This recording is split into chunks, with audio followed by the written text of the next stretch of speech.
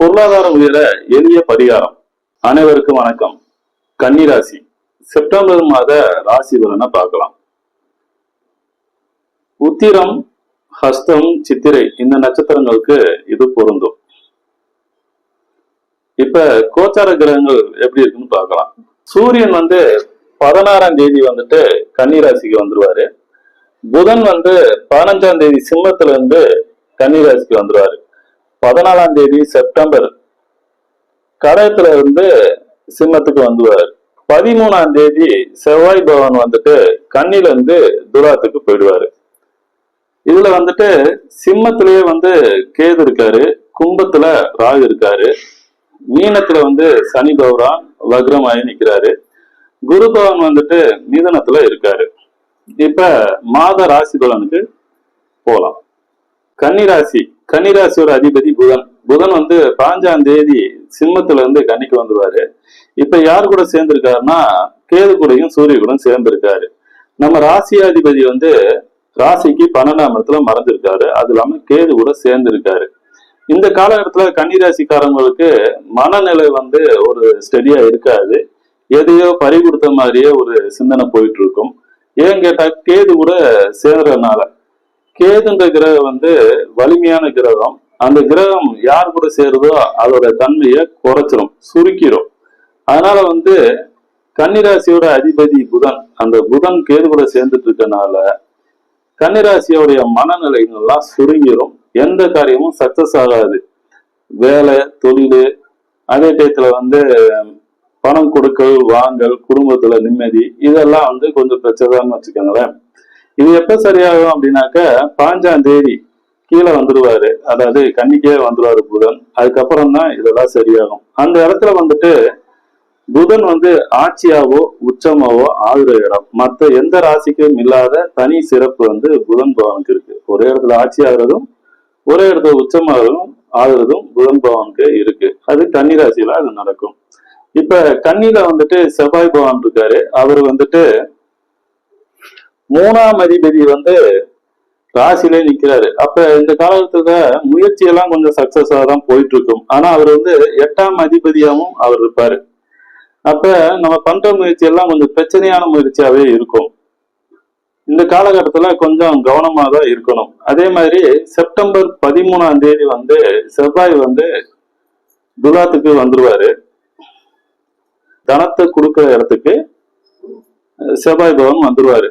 அந்த காலகட்டத்துல மறைமுக வருமானம், லாட்ரி சீட்டு, அதே டயத்துல ரியல் எஸ்டேட்ல கம்சனா வராது. அதாவது கணக்குல வராத அமௌண்ட், லாட்ரி சீட்டு, ரியல் எஸ்டேட்டு, அதுக்கப்புறம் ஷேர் மார்க்கெட்டு, இந்த மாதிரி விஷயங்கள் எல்லாம் இன்கம் கிடைக்கும். வட்டி கொடுத்து வாங்கினாக்க இந்த காலகட்டத்துல கரெக்டா தான் இருக்கும். ஏன்னா அதெல்லாம் மறைமுக வருமானம். செவ்வாய் பகவான் 2ஆம் இடம் தனஸ்தானத்துல இருக்கிறதுனால இதெல்லாம் நடக்கும். சுக்கிரன் 14ஆம் தேதி கடகத்துல இருந்து சிம்மத்துக்கு வந்தாரு. அங்க கேதுவும் புதனும் சூரியனும் இருப்பாங்க. கேது கூட மெயினா ஜாயிண்ட் ஆயிடுவாரு. கேது கூட சேரும் போது என்ன ஆகும் அப்படின்னாக்க சுக்கிரன் பெண் சாபம் அப்படின்னு ஒரு விஷயம் அங்க இருக்கும். அதாவது உங்க ஜாதத்திலையும் கேதும் சுக்கிரனும் சேர்ந்து இருந்தா பெண் சாபம், அது நிவர்த்தி பண்றதுக்கு இது சரியான காலகட்டம். பொதுவா கேதுவும் சுக்கிரனும் சேர்ந்து இருந்தால் ஒரு ஜாதத்துல சேர்ந்து இருக்குன்னு வச்சுக்கோங்களேன். அந்த மாதிரி இருந்துச்சுன்னா அவருக்கு ஒரு பொண்ணு பாக்குறோம் அப்படின்னாக்க அந்த பொண்ணு ஏற்கனவே ஒருத்தர்கிட்ட பேசி வச்சிருப்பாங்க, அதான் நிச்சயம் பண்ணியிருப்பாங்க.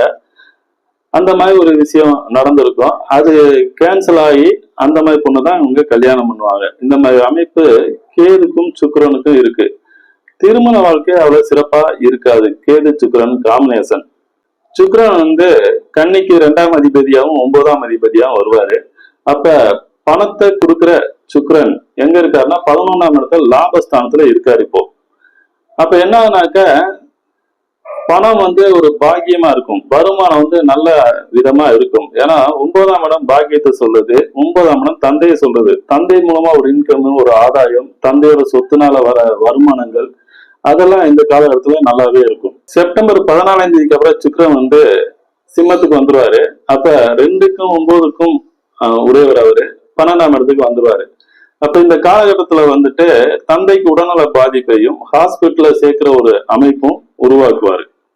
புதன் பகவான் வந்து ராசிக்கும் 10க்கும் அதிபதியா இருப்பார் அவரு. அப்ப இந்த காலகட்டத்துல வேலைகள் ஏதாவது பிரச்சனை இருந்தாலும் சரியாயிரும். இவ்வளவு இந்த பிரச்சனை இன்னும் வருங்கால 5ஆம் தேதிக்கு அப்புறம் வந்துட்டு வேலைகளுக்கு பிரச்சனை சரியாயிரும். வேலை இல்லாதவங்களுக்கு இந்த காலகட்டத்துல வேலையும் கிடைக்கும். குரு பகவான் 4க்கும் 7 வந்து 10ல நிக்கிறாரு. 4ன்றது சுகத்தை சொல்ற இடம், 7ன்றது நண்பர்கள் சொல்றாங்க கலத்தரத்தை சொல்லலாம். 10ன்றது ஒரு அழுத்தமான ஒரு விஷயம் தான். ஆனா 10ல் குரு பட்டம் பதவி பறிபோகும் அப்படின்னு ஒரு அமைப்பு இருக்கு.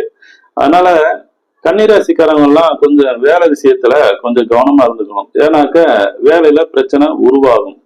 இந்த வர 5வது மாசம் வரைக்கும் இந்த பிரச்சனை இருக்கும்.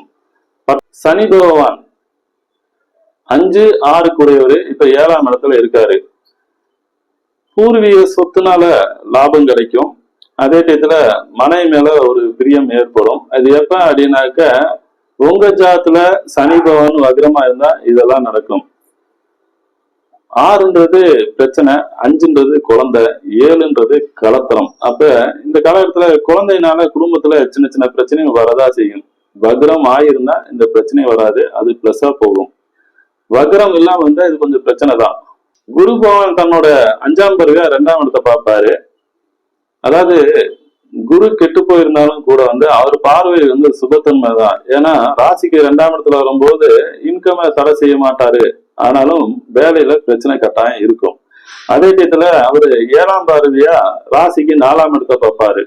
வண்டி வாகன யோகத்தும் வீடுனால வாடகை அமைப்பு இது மாதிரி எல்லாம் உருவாகும். தாயாருக்கு உடல்நல பாதிப்பு தான் இந்த காலகட்டத்துல சரியாகும். 9ஆம் பார்வையா கும்பத்தை பார்ப்பாரு. இது வந்து கன்னிக்கு 6ஆம் இடமா இருக்கும். அப்ப இந்த காலகட்டத்துல வந்து கடன் எதா இருந்தா அதை கட்டுறதுக்கான ஆர்வம் ஜாஸ்தியாகும். அதே டயத்துல வந்து அங்க ராகுவும் சனி பகவானும் சேர்ந்திருக்காங்க. அந்த ராகுவும் சனியும் சேர்ந்து இருந்தாலும் கூட சனி பகவான் 7ஆம் பார்வையா செவ்வாயை பார்த்துட்டு தான் இருப்பாரு. அப்ப ஒரு பெரிய அழுத்தத்தை கன்னிராசிக்காரங்க சந்திச்சுட்டு தான் இருப்பாங்க. தூக்கத்துல பிரச்சனை, பயணத்துல பிரச்சனை, நிம்மதி இல்லாத ஒரு வாழ்க்கை அப்படின்னு. சனி பகவான் மீனத்துலதான் இருக்காரு. மீனத்துல இருந்து செவ்வாயை பார்ப்பாரு. அப்ப வந்து கன்னிராசிக்காரங்க ஒரு அழுத்தத்தோட தான் இருப்பாங்க இந்த காலகட்டத்துல. 13ஆம் தேதி செவ்வாய் பகவான் வந்துட்டு துலாத்துக்கு மாறி வந்துறாரு. அப்ப இந்த பிரச்சனை எல்லாம் சால்வ் ஆகும். இப்ப கன்னிராசிக்கு கண்டக சனி போயிட்டு இருக்கு. கணவன் மனைவி உறவுல வந்து கொஞ்சம் கவனமா இருந்துக்கணும். இல்லாட்டி பிரச்சனைகள் வரும். இல்லாட்டினா கணவனுக்கு உடல்நல பாதிப்பை கொடுக்கும். சனி பகவான் வக்ரம் ஆயிட்டு 3ஆம் பார்வையா மேசத்தை பார்ப்பாரு. அது கன்னிராசிக்கு வந்து 8ஆம் இடமா இருக்கும்.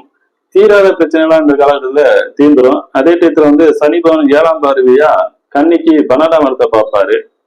அதனால பயணங்கள் கொஞ்சம் அழுத்தங்கள்லாம் இருக்கும். சனி பகவான் 10ஆம் பார்வையா விருச்சத்தை பார்ப்பாரு. அது கன்னிராசிக்கு 3ஆம் இடமா இருக்கும். முயற்சியில தடை இருந்தாலும் இந்த காலகட்டத்துல சரியாயிரும். உத்தரம் நட்சத்திரக்காரவங்க வருமானம் வர்றதுக்கு எளிய பரிகாரம். பச்சரிசி ஒரு 350 ரூபா வாங்கிக்கங்க. நவகிரகத்துல இருக்கிற சந்திர பகவானுக்கு வச்சு வணங்கி வந்தீங்கன்னாக்க பொருளாதாரம் படிப்படியா உயரும். ஹஸ்த நட்சத்திரக்காரங்க வந்துட்டு 350 கிராம் மைசூர் பருப்பு வாங்கி நவகிரகத்துல இருக்க செவ்வாய் பகவானுக்கு வச்சு வேண்டி வந்தீங்கன்னா பொருளாதாரம் படிப்படியா உயரும். அதே மாதிரி சித்திரை நட்சத்திரக்காரங்க வந்துட்டு கருப்பு உளுந்து 350 ரூபாய் வாங்கி நவகிரகத்துல இருக்க ராகுபவனுக்கு வச்சு வேண்டி வர உங்களுடைய பொருளாதாரம் படிப்படியா உயரும். இது எப்ப பண்ணணும் அப்படின்னாக்க பௌர்ணமி அன்னைக்கு பண்ணீங்கன்னாக்க சிறப்பா இருக்கும். நம்ம சேனலை முதல் முறையா பாக்குற மாதிரி தான் சப்ஸ்கிரைப் பண்ணுங்க, லைக் பண்ணுங்க, ஷேர் பண்ணுங்க, அந்த பெல் பட்டனையும் தட்டி விடுங்க. நன்றி, வணக்கம்.